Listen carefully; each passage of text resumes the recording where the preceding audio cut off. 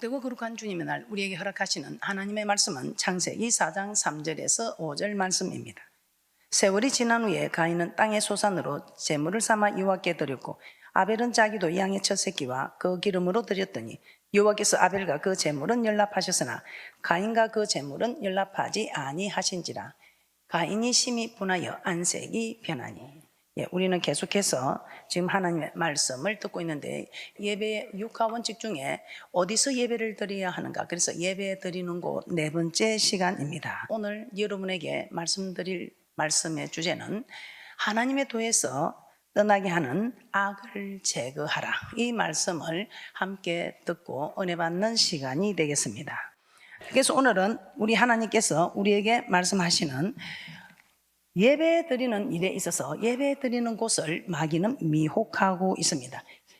미혹하는 이 일에 대해서 여러분들 이전에는 몰랐을 때는 미혹될 수 있지만 이제는 이 말씀을 아시고 미혹되지 마시고 단번에 초전박살내는 그런 믿음의 사람들이 되시기를 주님의 이름으로 부탁하며 축복합니다. 자, 지금까지 우리가 살펴본 말씀들을 통해서 신명기 12장에서는 가나안 땅을 기업으로 얻게 되거든 그 땅 거민들이 그들의 신들에게 제사하던 그런 모든 단들을 해빠하라, 그들의 단들을 다 부수라 이 말입니다. 없애고 아무 데서나 제사드리는 그런 그들의 모습을 따르지 말고 오직 여호와 하나님께서 우리에게 명하신 대로 여호와 이름을 두기 위하여 택한 곳, 제사하기 위하여 택한 곳 성전, 제사하기 위하여 여호와 이름을 두기 위해 건축된 그 전으로 나가서 제사를 드리라, 즉 지금의 교회로 나와서 예배를 드리라고 말씀하고 있습니다. 자, 신명기 13장 1절에서 3절 말씀 함께 합독합니다. 시작. 너희 중에 선지자나 꿈꾸는 자가 일어나서 이적과 기사를 내게 보이고 내게 말하기를 내가 본래 알지 못하던 다른 신들을 우리가 쫓아 섬기자 하여 이적과 기사가 그 말대로 이룰지라도 너는 그 선지자나 꿈꾸는 자의 말을 청종하지 말라. 청종하지 말라.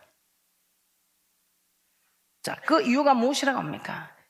우리 하나님이 명하시는 말씀에서 벗어나면 따르지 마라 이 말입니다. 그 이유가 무엇이라고 합니까? 자, 신명기 13장 3절 말씀 다시 한번 보도록 하겠습니다. 너는 그 선지자나 꿈꾸는 자의 말을 청종하지 말라. 이는 너희 하나님 여호와께서 너희가 마음을 다하고 성품을 다하여 너희 하나님 여호와를 사랑하는 여부를 알려하사 너희를 시험하심이라.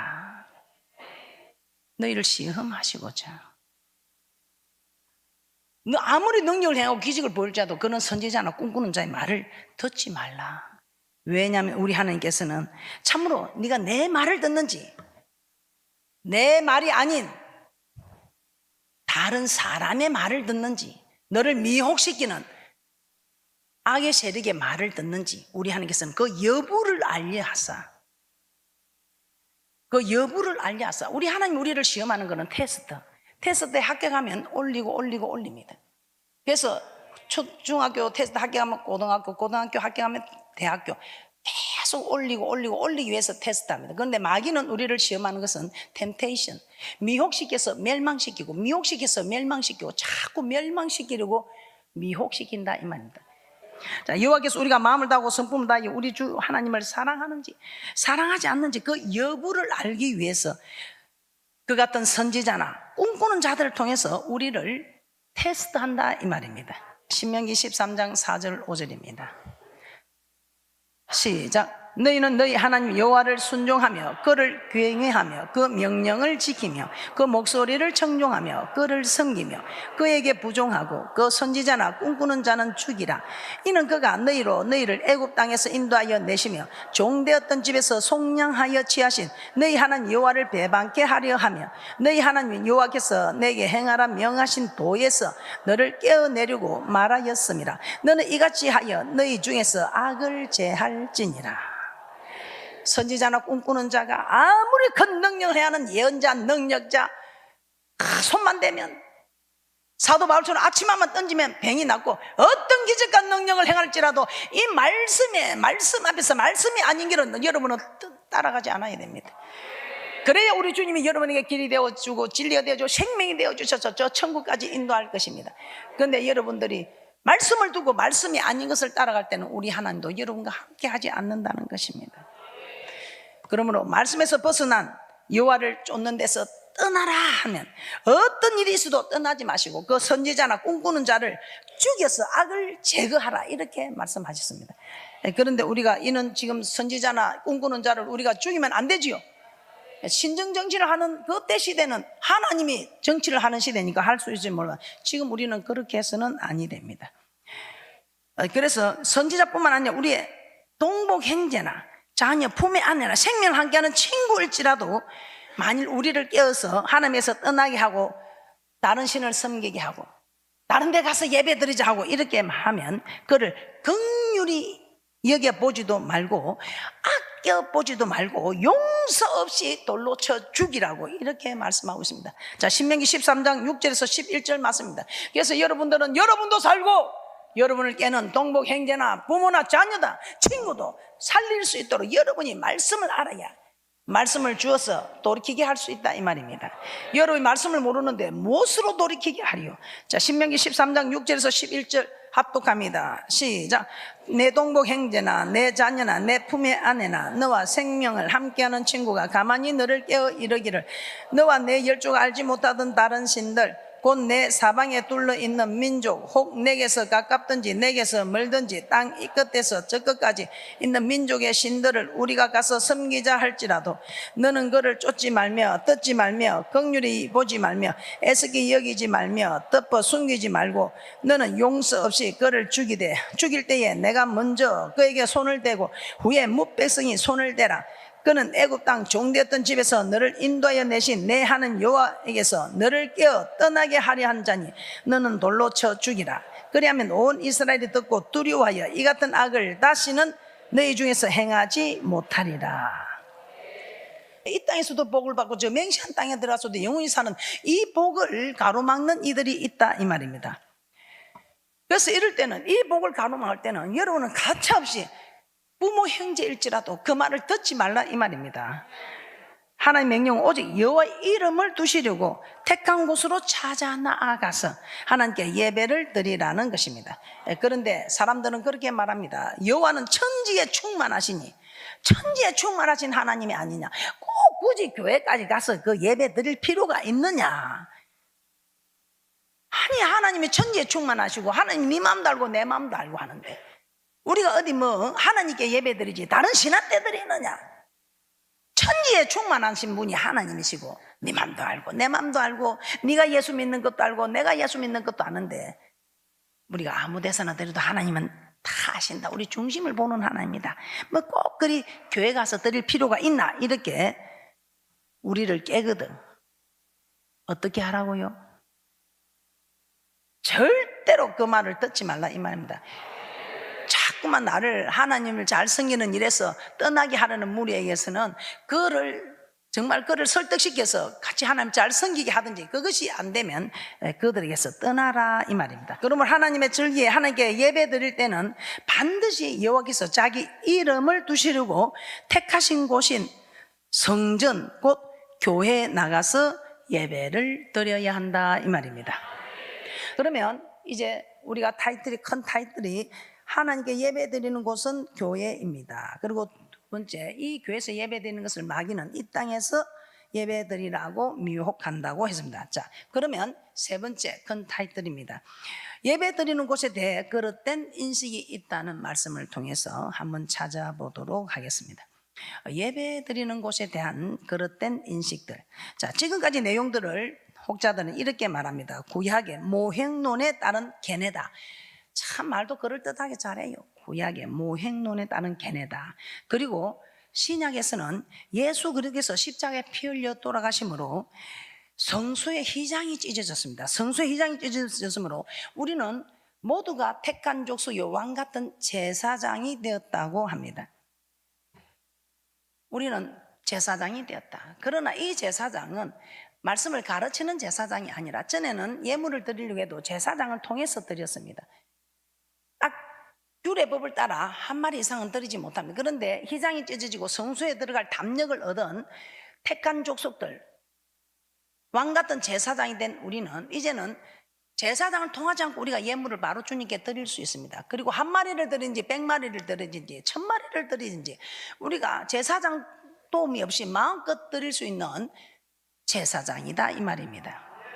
그리고 우리의 몸이 하나님께서 거하시는 성전이다. 하나님께서 거하시는 성전이라는 이 말을 가지고 하나님이 이 마음의 성전에 거하시는데 중심을 하시는 하나님께 꼭 교회 가서 그렇게 할 필요가 있느냐 이렇게 말을 하기도 합니다. 또 다른 이유는 이 교회가 에클레시아 믿는 사람들의 무리이기 때문에 이 교회는 유행의 교회와 모행의 교회가 있기 때문에 우리는 믿는 사람들의 무리, 믿는 사람들끼리 무리를 같이 있으면 이것이 교회다. 이 믿는 사람들끼리 예배를 드려야 된다. 이렇게 하면 된다고 이렇게 우리를 미혹시키기도 합니다. 자, 그러면 왜 이런 소리가 나오는가? 제가 그 말씀의 근거가 되는 두 가지를 우리가 말씀을 통해서 한번 살펴보도록 하겠습니다. 자, 여러분들이 지금까지 들은 것, 우리 하나님께 제사 드리는 처소는 우리 하나님 이름을 두기 위하여 건축한 이 성전, 교회라고 했습니다. 자, 지금까지 들어본 말씀 그렇습니까? 예. 지금 우리가 내 이름을 두기 위하여 택한 곳이라는, 내 이름을 두기 위하여 지은 성전이라고 열왕기상 8장이나 역대하 6장에서는 계속해서 여호와의 이름을 두기 위하여, 여호와의 이름을 위하여 하고 성전을 건축한다고 말씀하고 있습니다. 자, 그런데 왜 두세 사람이 내 이름으로 모인 곳이라 하면서 신령과 진정으로 중심으로 드리면 된다는 이런 이야기가 나오는지 오늘 말씀을 통해서 한번 살펴보도록 하겠습니다.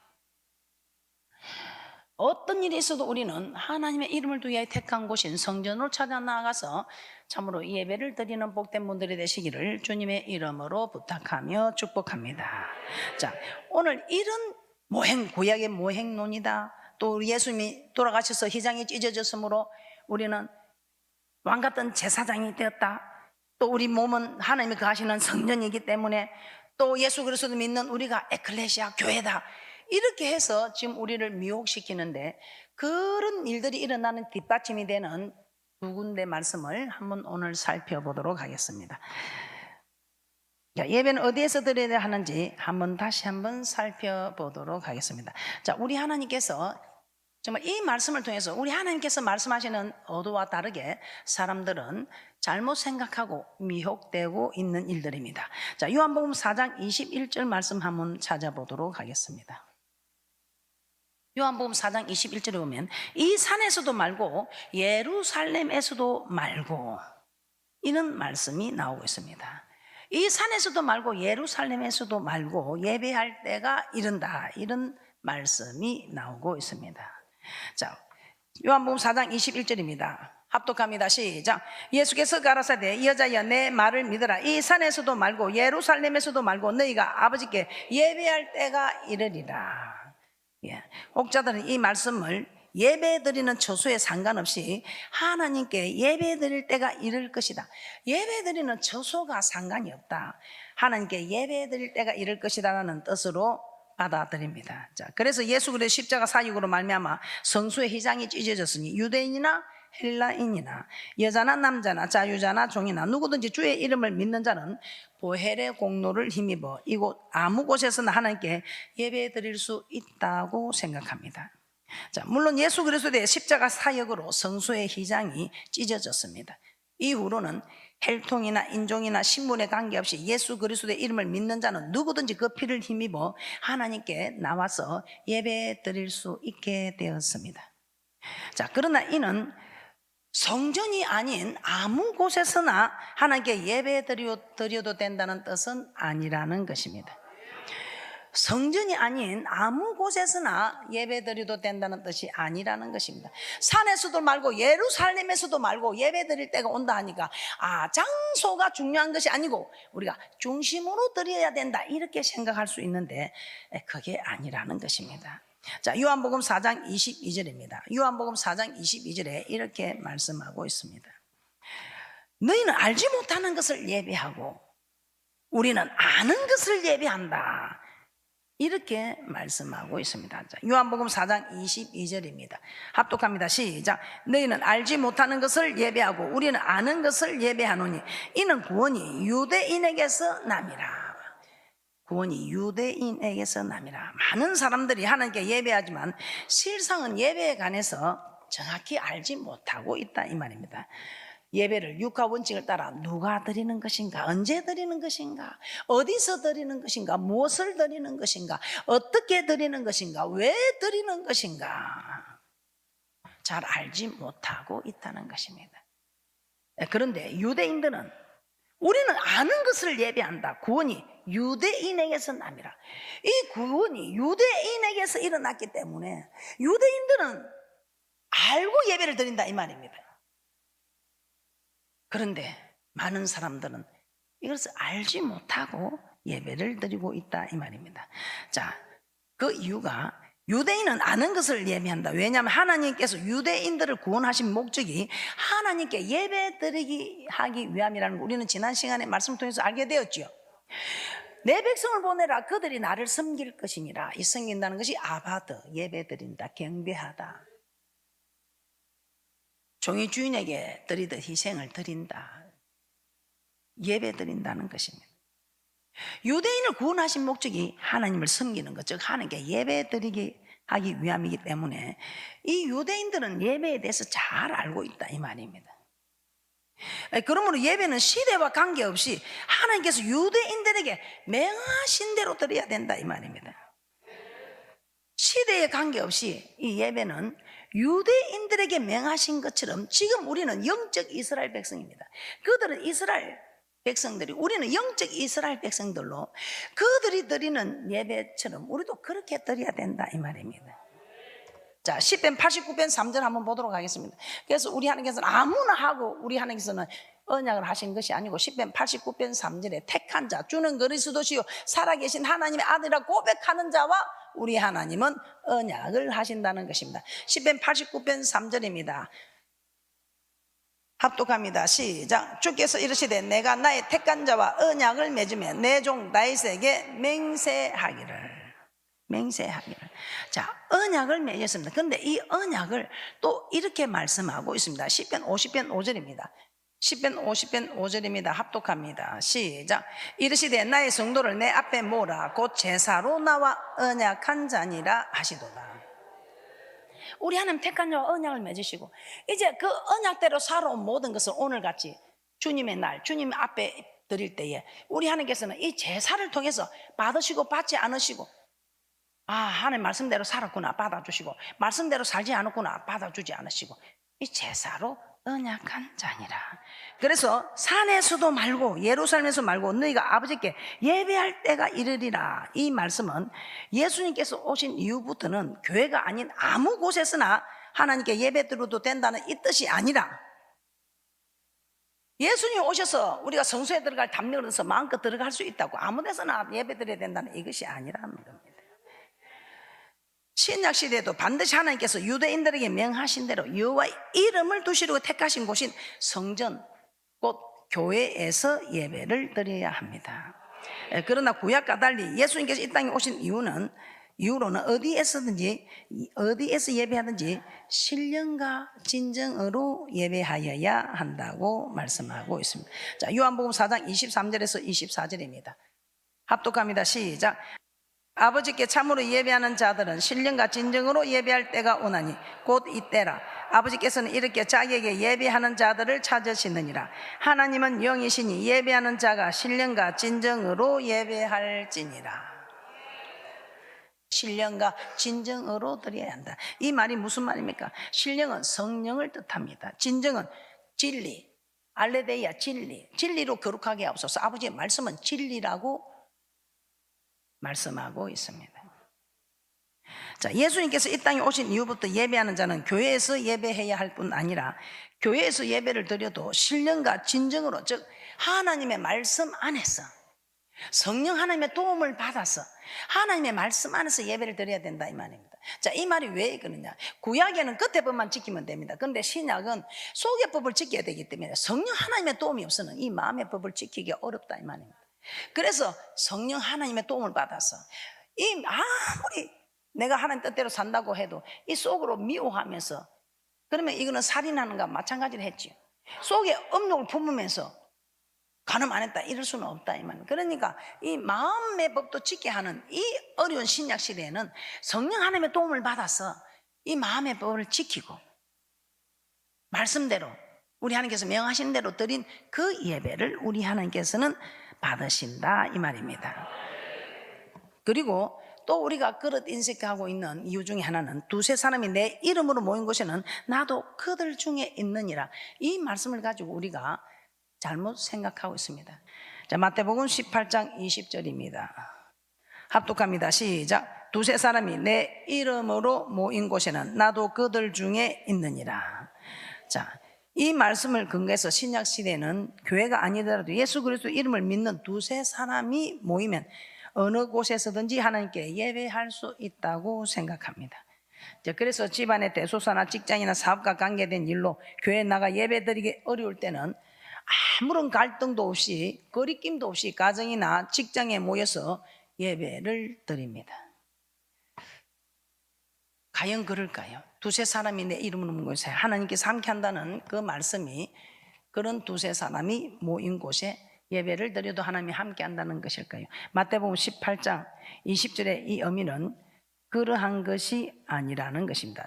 마태복음 18장 15절에서 20절 말씀을 한번 보도록 하겠습니다.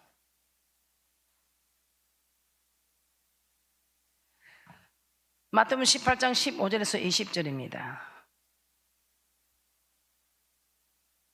합독합니다. 시작. 내 형제가 죄를 범하거든 가서 너와 그 사람과만 상대하여 경고하라.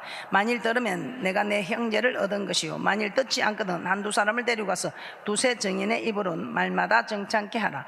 만일 그들의 말도 듣지 않거든 교회의 말하고 교회의 말도 듣지 않거든 이방인과 세리와 같이 여기라. 진실로 너에게 이르노니 무엇이든 너희가 땅에서 매면 하늘에서도 매일 것이요 무엇이든지 땅에서 풀면 하늘에서도 풀리리라. 진실로 다시 너에게 이르노니 너희 중에 두세 사람이 땅에서 합심하여 무엇이든지 구하면 하늘에 계신 내 아버지께서 저희를 위하여 이루게 하시리라. 두세 사람이 내 이름으로 모인 곳에는 나도 그들 중에 있느니라. 자, 오늘 이 마태복음 18장은 용서에 대해서 말씀하고 있는 장입니다. 앞뒤 문맥으로 볼 때는 두세 사람이 내 이름으로 모인 곳에는 나도 그들 중에 있느니라. 이 말씀은 형제를 용서한 두세 사람이 예수 그리스도의 이름으로 모인 곳, 곧 성전에 예수 그리스도 이름으로 모인 곳 성전에 하나님께서 함께 하셔서 그들의 기도를 들어주신다는 그런 뜻입니다. 이 두세 사람이 예수 그리스도 이름으로 모인 곳 아무 곳에나 하나님께서 자신의 이름을 두시고 예배하는 처소로 삼으셨다는 것이 아니라는 것입니다.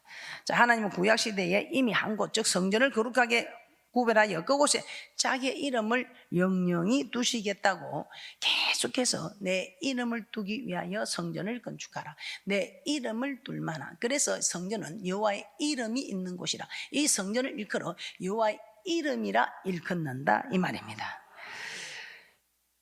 반드시 우리 하나님께서는 예배를 드릴 때 또 절기에도 우리 하나님께서는 아버지 이름을 두기 위해 택한 곳, 아버지 이름을 둔 이 성전으로 찾아 나아가서 하나님께 예배 드리라고 말씀하고 있습니다. 자, 그러므로 두세 사람이 예수 그리스도 이름으로 모였다고 해서 그것이 하나님께 예배 드리는 처소가 될 수는 없다는 것입니다. 그래서 여러분들이 앞으로는 어떤 일이 있어도 우리 하나님께서 내 이름을 두기 위하여 택한 곳으로 찾아 나아가라고 말씀하시기 때문에 여러분들은 어떤 일이 있어도 그곳으로 찾아 나아가서 하나님께서 명하시는 대로 예배를 드려야 한다는 것입니다. 자, 이 말씀을 여러분이 잘못 생각하여 두세 사람이 이름으로 모인 것이 하나님도 함께 하는데 우리 두세 사람이 마음을 모아서 하나님께 예배드리면 되지 않겠느냐, 실제로 이렇게 말씀하는 말씀을 저는 들어보았습니다. 신령과 진정으로 예배드린다, 실제로 중심으로 드리면 되는 것이지 하는 소리를 저는 들어보았습니다. 자, 그러면 여러분은 어떻습니까? 여러분은 어떻습니까? 말씀을 따라갈 때는 여러분이 핍박을 받아도 마음에 평안이 있고 주님이 힘을 주고 소망이 있고 하지만 하나님 말씀을 따라갈 때 핍박을 받고 어려움을 있고 고난을 받아도 이 속에서 우리 주님이 내가 너와 함께 한다는 힘을 주고 믿음을 주고 소망을 주고 기쁨을 주고, 그렇죠? 그런데 하나님 말씀을 따르지 않고 여러분의 생각대로 여러분의 뜻대로 가자. 우선에 잠깐은 사람한테 뭐 핍박도 안 받고 기분이 괜찮고 인정받는 것 같고 할지 모르지만 갈수록 영혼은 갈아요. 오늘 목마른 내 영혼처럼. 그래서 이제부터 여러분들은 하나님 말씀에 조금 받는 그 고통, 고난 개의치 마시고 큰 그림을 그리셔서 저 천국에 가는 큰 그림을 그리셔서 이 땅에서 보잘것없는 데는 마음을 쓰지 마시고 큰 그림의 천국을 바라보면서 저 천국의 큰 소망의 그림을 가지고 이 땅에서 모든 큰 그림들을 다 이루어가는 그런 귀한 분들이 되시기를, 그런 귀한 축복의 주인공들이 되시기를 주님의 이름으로 축복합니다.